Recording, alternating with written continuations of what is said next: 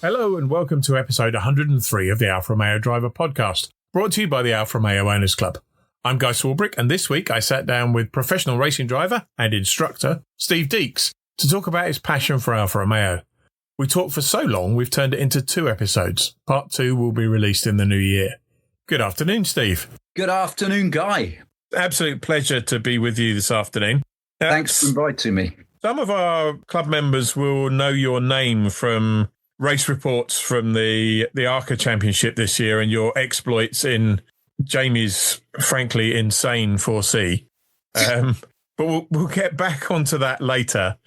We'll try and gloss over the fact that I spun it 6 times in a row at Snetterton in the wet. But your association with Alfa Romeo goes back a little bit further than the beginning of this season, doesn't it? Guy, it does. And you know, I hate to give my age away here, but it actually goes right back to 1990, when after, I was probably by then in my, 5th or 6th year of trying to make it to Formula One, as we all were at that stage. And I'd come up through, in the beginning, Pre-74, Formula Ford 1600, then Formula First, Formula Ford 1600, Formula Forward. So I'd raced in all these junior formulas. And all my contemporaries, people like Coulthard and co, were moving up to Formula 3. But the one thing I didn't have was any sort of a budget. I never did. You know, forget about having no parental money. I didn't actually have parents. You know, I lived with various foster parents growing up. And so at that age, probably still now actually, I just refused to take no for an answer. You know, so I wouldn't be stopped. So I set out on this quest. And by 1990, I had to move up to Formula 3. In those days, Formula 3 was massive. You have to understand there were less categories, and anybody and everybody, Ayrton Senna, Martin Brundle, you name it, all of the people came up through Formula 3, and usually in Britain, by the way, because that was the best championship. And we had a thing called a Class A and a Class B. Class B was for 1-year-old cars to allow people, you know, didn't have access to Camel sponsorship, and like the big teams did. Back in those days, they were just coming out of tobacco sponsorship, I guess. So I entered Class B with a very small team, and we needed an engine. And everybody was doing the winning then. You probably remember it, Guy, being at least as old as me, he says rather unkindly. They'd be running a Volkswagen Spiess or a Toyota Nova motor, probably. Works engines they would have been. And, you know, because the manufacturers were big into motorsport at that stage. And the one that nobody actually wanted to run was the Alfa Romeo Twin Spark.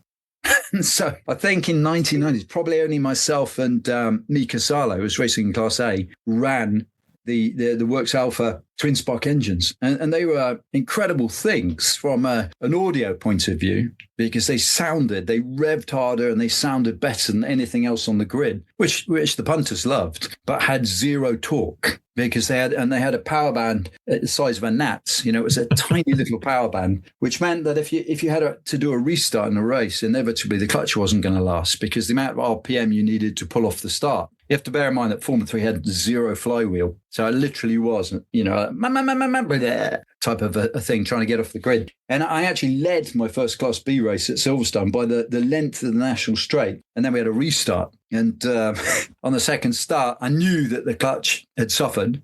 And then sure enough, like 3 or 4 laps into the restart, started to slip. So yeah, that was my my introduction to Alfa Romeo. Glorious sounding, high revving, beautiful, you know, beautifully smooth engine, but no torque. And I think we had if you can imagine this, Guy, we literally had a 700 RPM power band. I mean, no Formula 3 in the Plenum era, had more than 1,000, 1,200. But we had 700. And what that meant, you know, to put it in layman's terms, is if you're halfway through a corner and somebody got a bit out of shape in front of you, you lifted out of the throttle, literally, if the rev counter needle fell below 5,500 RPM, you couldn't get back on the throttle till you'd inched it back up again. Otherwise, you'd blow a hole in the piston. That was a Nova motor engine as well, wasn't it? That was before they had the partnership with Toyota, I think. Yeah, I think it was, yeah. In the really early days. And so those engines were beautiful sounding, but not the ticket. I remember I did some work with Dick Bennett's in the early 90s, 92, I think, and went to his premises in my Alfa company car at the time. And Dick said, "Oh, you're an Alfa fan." And he rummaged around in a desk drawer and pulled out a box full of Alfa freebies, watches and stuff from when he'd been running Alfa engines, and just handed me the box full of goodies, which was great. I'm sure he would have probably given you the old engines as well. He probably had those out the back somewhere, or, had used them as fishing weights or something. But I mean, they were jewels, beautiful engineering, but it wasn't really Alfa's fault. They didn't work with the plenum chamber because they didn't make the torque. They needed to be revving harder than the plenum would let them. It was interesting, the Formula 3 category at Silverstone Festival this year, there were 7 or 8 of those engines, I think, including the winning car. Right. So they've survived, if nothing else. They're not all fishing weights, obviously. No. So that was the first exposure, but it didn't end there, did it? No, somehow it didn't put me off. And, Formula 3 did the job it was supposed to. And then I went and I had the money ran out for Formula 3, obviously. And then I was sidetracked and I was driving Formula Renault, Formula Vauxhall Lotus, and all kinds of single-seater formulas. And it led me to, it kind of had a real interest in prototypes and a desire to, because they clearly, they are like a single-seater with a body wrapped around them, as opposed to touring, or junior touring, which I did with the Vento VS6 and Vectras and things. And it's a long story, actually, but I got headhunted to go to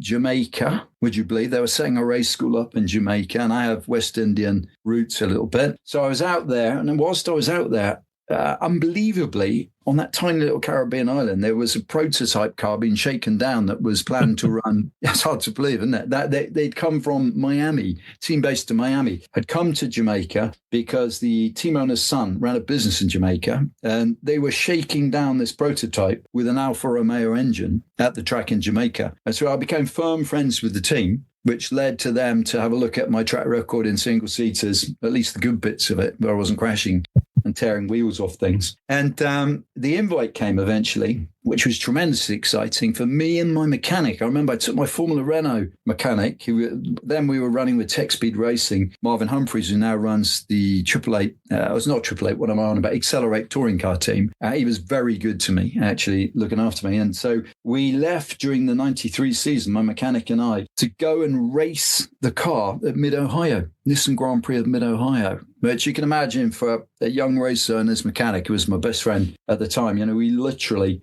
got a plane to New York and then got the Greyhound bus Mid-Ohio. It's awesome. Sorry, except that my mechanic, we fell asleep on the bus. I mean, we had no idea of scale. Back in those days, we didn't have the internet. And I can remember I had a Filofax, if you remember those, Guy. And I opened out The World on 2 pages when the guy he'd phoned me, believe it or not, but in the UK. And he said, look, fly to New York and then you've got to find your way to Mid-Ohio. And that was like 2 or 3 mil on my year on 2 page Filofax diary. So I thought, how far can that be? I had this notion we'd hitchhike or something. But so my mechanic got robbed on the Greyhound bus. But anyway, the two of us eventually found our way to meet with the team. And it was the most fantastic experience.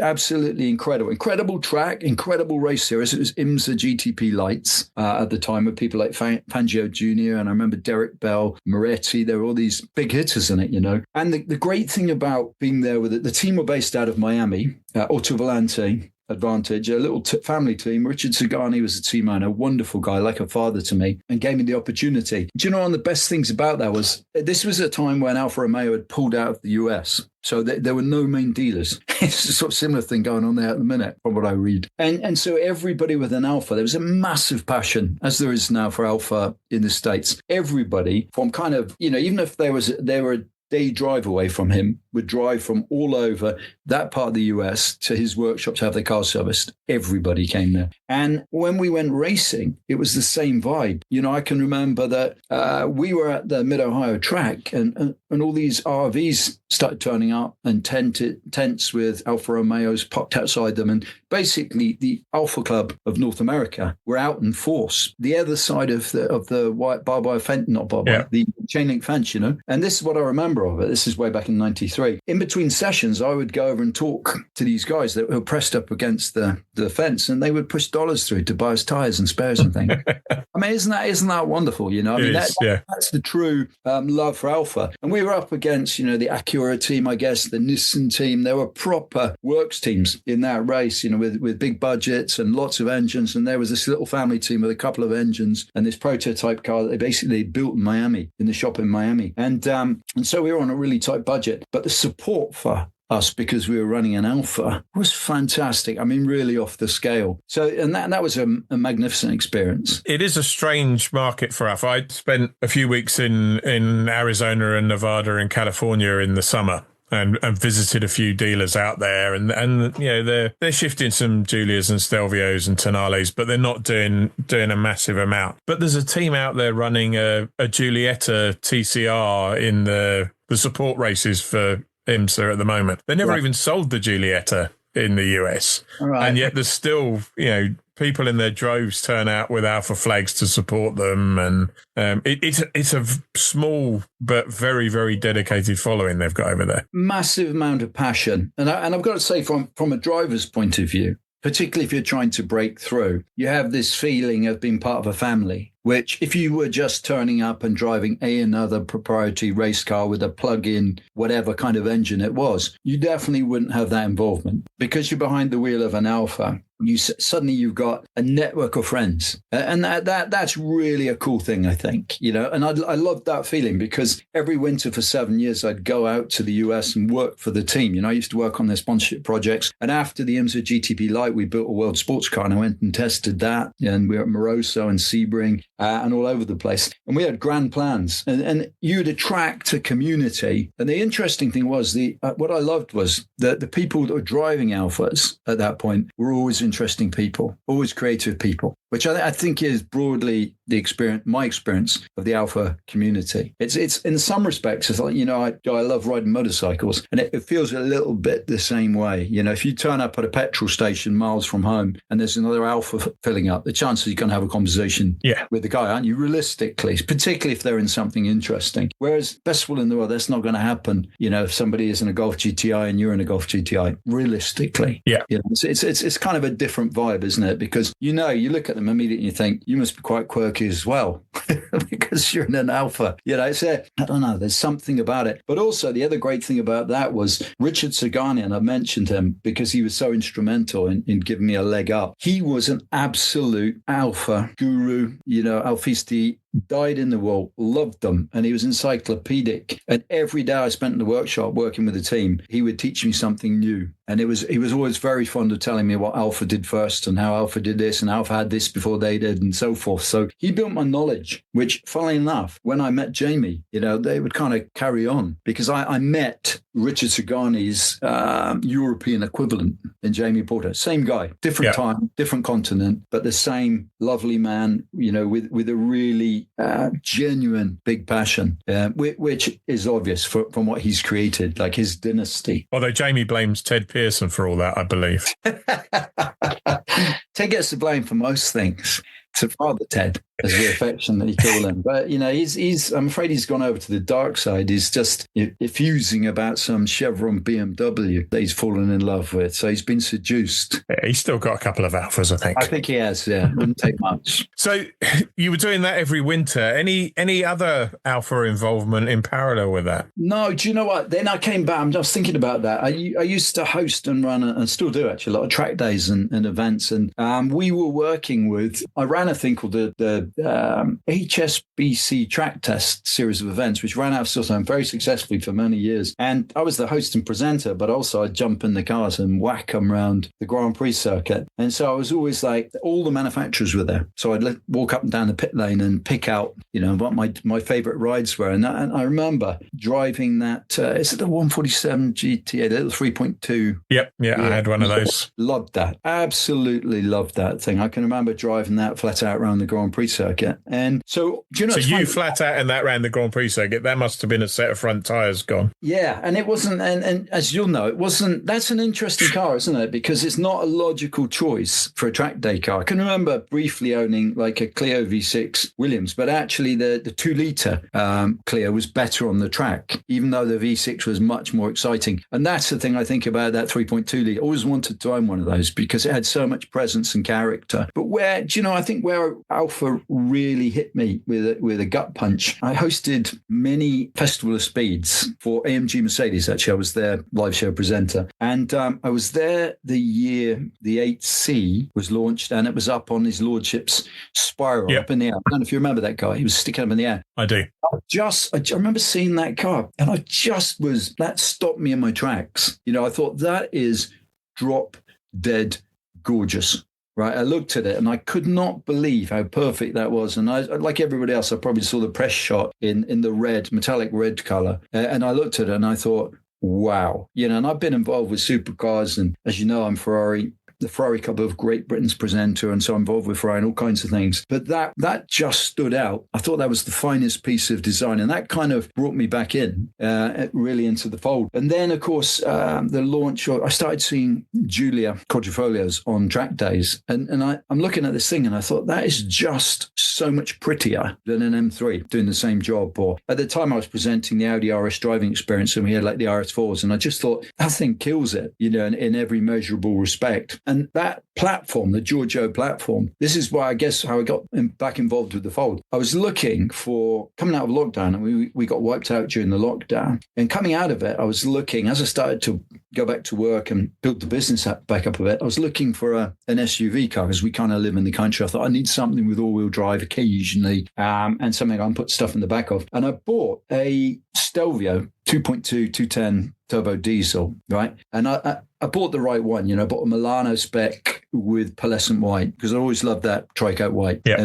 But given the fact that I'd launched, I'm a core trainer for Lexus, for Nissan, I'd launched so many of these cars, the Audi driving experience, and then I drove the Giorgio platform, and I just thought, this is incredible. Like the platform, the balance, the finesse, the cleverness of the platform. I thought, this is a car. I couldn't believe that nobody really knew about it in volume terms. Yeah. And people didn't have, a lot of the time, people didn't have the courage to buy one. And I just thought, this is head and shoulders the best of these cars. The platform is incredible. And then, as Jamie will tell you, then I got a call from my dealer. He said, come in to have a look at this. I just bought in off a customer. And he had a Stelvio Quad, 2019 one. And I made a mistake, Guy, of driving it. I should never, ever have taken him up on his test drive offer, because there's no way I can afford one. I can't afford to run it. Fortunately, I've got all kinds of sponsored tires, brakes, and people in the background to help out with costs and things. But I would say this, that, never, if you don't want to end up considering buying one of those, definitely don't do the test drive.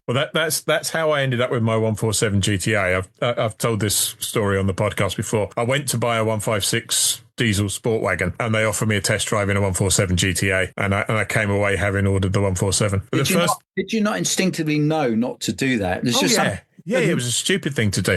And I think it lasted about 14 or 15 months. My kids at the time were pretty serious cyclists, competitive cyclists. And I was buying the wagon to put the bikes in. Okay. And after 18 months of having the bikes on a rack on the back and wobbling all over the place, I finally decided that I should buy the car that I'd originally gone to buy. But the first time I drove a Stelvio Quad was at Goodwood on the track. And I remember about 2 or 3 laps into the stint, suddenly thinking to myself, hang on a minute, this is an SUV.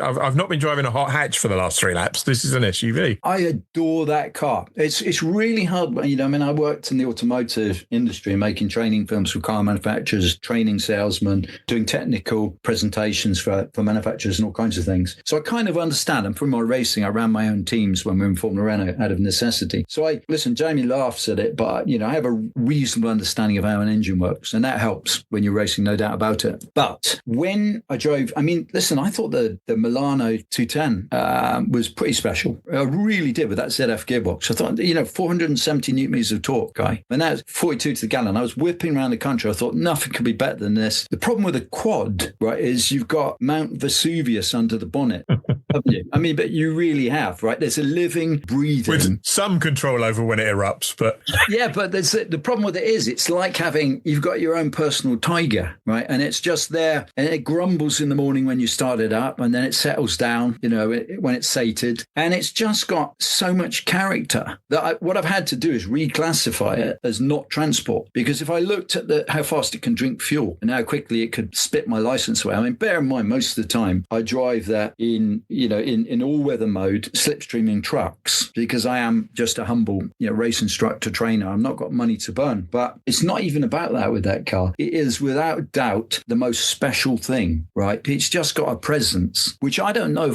what would you replace it with? Like, if the EV maniacs drive, which they won't, drive ICE out of existence. I mean, I don't know. There's something incredibly special about that car. I can't even begin to sort of put my finger on it, but it is, what I say to people is every event in that car is an event. Every drive in the car is an event. It's not just a drive, right? It is very special. And I've driven a lot of cars, so I'd be in a position probably to assess that. And the four-wheel drive system on it is so clever. I mean, it feels like a rear-wheel drive car until you don't want a rear-wheel drive car anymore, and it says, okay, let me take over for a moment, and just pulls you out of trouble. It's clever. And then, the other funny thing is, I'm sponsored by our chief instructor, Phil Ellis, runs Phil's Essex Logs, bless him, and he sponsors me by giving me my logs so I don't have to buy logs during the winter. So he has his name on the rear wing of the 4C, you'll note when you see it about. And I always say to him, it's the world's fastest log truck, because he brings all the logs to Silverstone. I fill the back of the quad up. It's mad. I use it like a van, and I was moving lockups the other day, like 9 trips in the back of a quad, which I don't recommend because the fuel consumption is down below 20 when you're using it for that. But the point is, Guy can do it. And it does it really without grumbling. So it's just seriously comfort. And the other thing I say to people is, well, it's a really safe car, massively safe car for all kinds of reasons. But, that was a platform I read extensively, as I do, because I'm quite OCD, in case you hadn't noticed. But I read and watched everything there was. And they did it the right way, didn't they? I mean, they were clearly trying, like with the 4C, trying to break back into the US market in a moment of, clarity, I like to think. And they assembled a little skunk works team of Ferrari engineers, and they wrote that, here's a check, kind of unwritten amount, go out and create the best platform. And that platform, man, I'm damn certain that down the line that'll be a collectible. Yeah, it has to be a collectible. Yeah, and it's a shame from an Alfa perspective that it's only going to continue as a Maserati platform from next year onwards. But it's been good while we've had it. Yeah, I can't imagine not having it, actually. And like I say, that is the problem, isn't it? I don't know anything quite like it that does that job. And it's going to be interesting to see. I mean, it'll be interesting to see how it goes in terms of the BEV ICE split. But the new Stella large platform that comes with the new Stelvio next year, Italy have taken the lead on that. And I know a lot of the engineers that have been involved in that project are Giorgio engineers. As indeed the team that tuned the new junior BEV were Giorgio platform engineers, and they've certainly worked their magic on that. So I have some hope that the next generation will be good, but that's going to take some beating. You have to always be optimistic and positive, and I always am, and you're right, because we never know as well how people will position the brand, where they'll move the brand to in the future. Funny enough, I made some training films during lockdown in France, actually, for Stellantis. So I was working in Turin for Fiat, making some training bits and pieces, and the Stellantis got some really good people in there and some real enthusiasts. So and people get confused. Like when I heard people talking about, it's just a Peugeot platform. Well, lest we forget, we used to use Peugeot chassis for our race school cars. Peugeot have always known how to engineer a great chassis. So the future could be phenomenal. And also when they produce, let's be fair, my favorite car for my entire life up until this point was a Lamborghini Miura until I saw the new 33. When I saw that car, I thought, that's the new favorite car. Absolutely.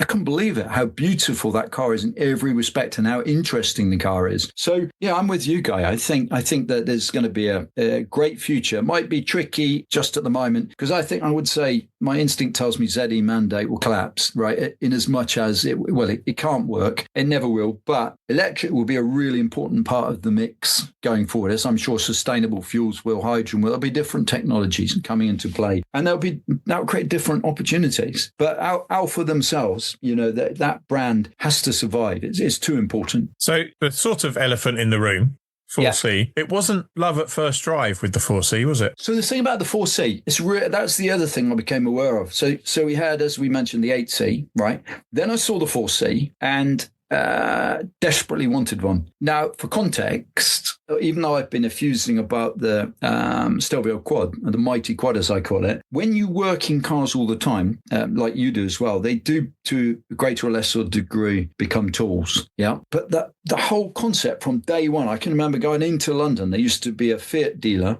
just next to Selfridges, and they had a 4C, and I went in and it blew me away. At the time at Silverstone, we had a fleet of Lotus Elises and Exiges that we used, so I was familiar with the concept of it. But the carbon fibre, I suppose the exotic feel of the car and that special feel of it, and I fell in love with it when I first saw it. Conceptually, I thought this is brilliant. I'll tell you what I think it is. I think it's a Ferrari Dino 246 for our generation. I'm sure of it, because, whenever I used to watch the Persuaders on, Gold TV or whatever, I'd look at it, Tony Curtis with his 246, and I thought that was the most beautiful car. And still, it is one of the world's most beautiful cars. And I thought that's exactly what Alfa have done here. This is the most beautifully proportioned car. But I hadn't driven one. And then my good buddies, Rob Barth, who's raced at Le Mans, you'll know Rob, I'm sure, and Martin Donnelly, who ex-Formula One, they did the launch of it. And they said to me, Steve, forget about it, right? It handles shockingly. Their advice to me on the car, don't even think about it. Rob's advice was like, the thing won't go in a straight line if there's a camber on the road, So there was a lot of negative press, and I studied the car. And this was before I ever knew Jamie, right? And I occasionally I'd read about this has got the Alfa Works conversion on the front, and the Alfa Works conversion. And at this point, I wasn't really aware of who Alfa Works were or Alfa Workshop was. So here's the funny part, right? So I got a sponsor who, when I came back in to race the 911, which I raced at the festival in 2023, he'd sold some equipment and said to me, Steve, I want to buy another car. And he's got a few properties, one up north in Harrogate, one down in Essex. And he said, I've sold some equipment. Go out and get me a car that I can use for track days. And so obviously, like you do, Guy, I thought, I've got access to probably about, at the time, 40 or 45,000 quid of somebody else's money, right? And this is a car that I'm probably going to end up teaching in my role as a super licensed instructor. And, what could we buy? And he said, buy something that's not going to lose all its money, and buy something that's interesting that we can use as a track day car. I thought, it's got to be a 4C. But up to that point, Guy, I'd never driven one, right? So I must admit, I hope that Brian, my sponsor, isn't listening to this. There I am taking a wild punt with his money. So I went doing my homework. I went looking for a 4C for him in the first instance. Still at this point, I haven't met Jamie, right? But I'm aware of the Alfa Workshop. And I turned up at Veloce, and Paul was a really nice guy. He was really good with his advice. And I thought, well, there's a guy who's really, seriously into his Alfas and knowledgeable and all the rest of it. And he found us one, a road one. And you'll know this experience, Guy. I went down to see him. They're in London, obviously in New Barnet. And I went down for a test drive to look over this car. I looked at the spec of it. And just like with the Stelvio that I bought, this one had a lot of money spent on extra bits. Got a Scar 73 exhaust, the Alfa Work 280 brake, the Alfa Workshop front kit. And we went out on the road, and I drove it with the salesman down there, Ollie, he's a great guy. So we went out on the road around New Barnet. I just found myself laughing out loud. I'd never driven one before. And I thought, how bad can a car be if you can't stop laughing when you drive it? I mean, I was laughing. I thought this is just hysterical. It's like pops and farts, and especially with that Scar 73 exhaust on, and it's shooting forward because it weighs nothing. It's picking up on the torque all the time. And it had the Alfa Workshop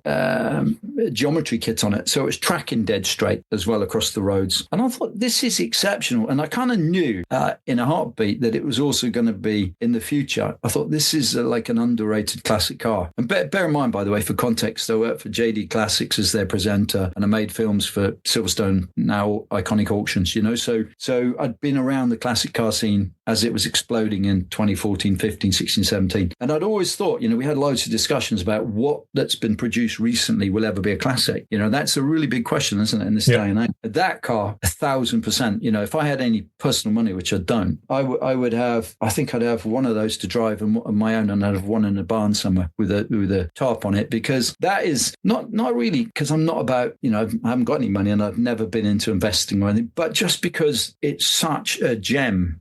That is a gem for the money, the 4C, when you stop and think about it. At Silverstone, at the race school, we got a fleet of McLaren 620Rs, and they're phenomenal, full carbon fibre chassis. But I guess they're a couple $100,000. Yeah. Spec, and so the 4C, what they did was audacious. And you can see something there where just driving it, you think, right, they lost money on every one of these sold in the real world, right? And that's always something that's a pretty good start if you're looking to buy into something. Because there's the manufacturer, like they did with the Giorgio platform, the Stelvio and Giulia, where they've thrown everything they've got into it to try and reestablish themselves. And in the case of the 4C, as we know, it didn't quite work, because the press hammered it, largely, I think, in some cases, because the rise of the internet, which is like 95% of the stuff you would read and road test is chaff, and real chaff, it should be disregarded. There are only a few journalists who can actually drive. And I know, people like Mead and Dickie Mead, those people can really drive, right? But they're few and far between. So you're getting this absolutely uneducated noise out there about the car and how bad it is. And actually, the reality is my sponsor's one sat outside our cottage, outside, not even in a garage, for the past 18 months. Sadly, it's gone to rest in Essex for the time being. And that was one of the least fussy cars that I've ever been involved in. Properly made, really strong, albeit it needs to go to Alfa Workshop. Yeah. You can't take that car to a main dealer. You can, but why would you? That's not to criticise. And to be fair to Alfa, they recognised that when the car came out, because there was only a few dealers that were specced up to be 4C workshops. But even so, I think most people end up at Jamie's at some point. I would say they do. And actually, if the dealership switched on, I saw that with research, because Saber, as you know, is a really nice guy, and